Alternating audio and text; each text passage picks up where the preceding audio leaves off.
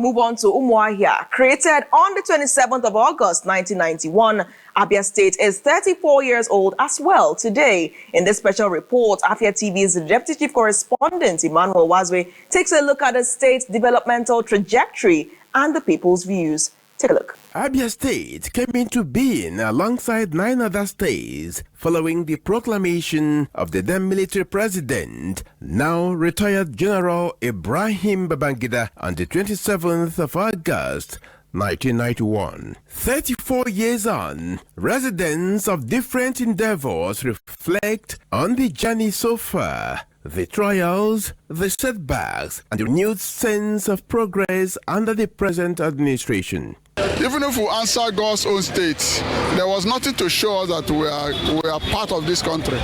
But I think today, I will say, wow, things have drastically changed. Let him continue, because we are seeing where our money is going into these days. You can see good roads, see good environments everywhere. But in Abia State today, you can be afraid of throwing out nylon on the road. And if you do that, you know you are going to be punished. Come to Abia in those days, by 7 p.m. everywhere is dark. But today, by 12 midnight, you can walk on the road without being molested. You see somebody opposite you, see somebody who's going in your front. These are some things we need. Ever since Mbakwe left the government, we have not seen any. What we have been experiencing is government as usual, as before. But ever since Dr. Alex Oti came into government, we have seen a very big change in Umuahia. Look at how the road is. You can't see any gallop or any pothole in all our road. Everywhere is okay. And people in Abia, especially in Umuahia, we are jubilating because we have never experienced this kind of government. I was born and brought up in Umuahia, so I'm not a new person here in Umuahia. I was present during the time of Ikenwosu, Temi Ejo, Moses Pasanya, Ojos Okalo, Tie Oji, Okezi Pazo. This present government led by Dr. Alex Choma Oti and those people I mentioned, there is a very big gap. Like many others, the optimism is shared widely. They say the last 2 years have given them visible changes. There is transformation. We are moving from darkness to light. A lot of development and a lot of progress. Like you can see, there are good roads. Despite they had been mishandled in the past, presently now there are good roads. There's a bit stable light, for example, and the security aspect has improved too. Also, you will see the gate here has also improved. The rate of traffic, the congestion has been reduced to a certain stage. Then also, come down to me riding tricycle as a tricycle rider. It's not been easy though, but there is progress because the coordination and the packaging the new Abia itself has made the work a bit fair for us. We are running to the park. So I think Abia, if I should rate Abia from 1 to 10 or from 1 to 100, I would say we are about 75%. So there is progress. We have no complaint over the roads. The roads are okay. But we would, if the government can try and improve on the parks, because the parks are they are not in a fit conditions. So if they can improve the parks, and then some of the touts along the roads that stops drivers and extorts money from them, if they can improve these ones, that's okay. But amid the praises, some are urging the government to match development with accountability. We read books. We also hear what is going on through the media, newspaper, radio. I can say certainly that since the creation of Abia State till now, I don't know about the past regimes, but I've heard about so many things they did. Compare them to this present regime. For me, this regime is the best. When you look at developmental issues like infrastructure and all the rest of them, even employment, salary payment, you will know that this government is committed. It doesn't mean they don't have flaws. T. Oji tried to a certain extent. Okezi also tried. I respect him so much. But this present government, if you ask me, I will say it has done marvelously well than the others.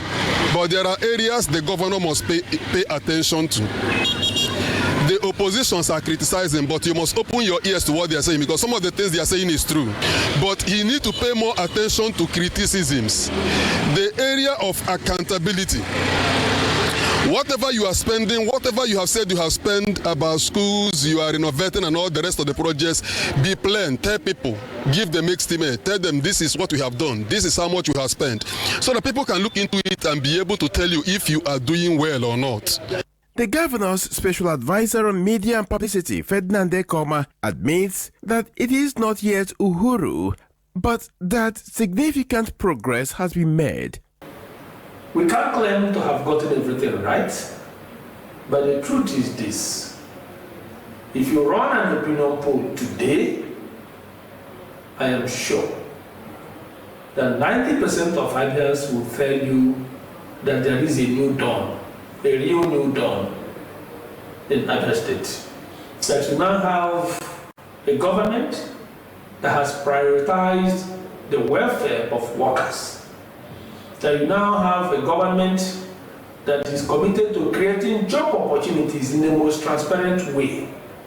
Not a government that will recruit workers for the purpose of winning an election and turning around to sack them. Not a government that will create primitive dichotomy of core and non-core civil servants. But a government that is committed to creating the living environment and is visible. The same Aba that looked irredeemable is today smiling, and the residents are smiling. That one can now proudly step out there and say, I live in Aba. And one can now come out and proudly say, I come from Abia State. Ekoma insists that the administration remains focused in repositioning Abia.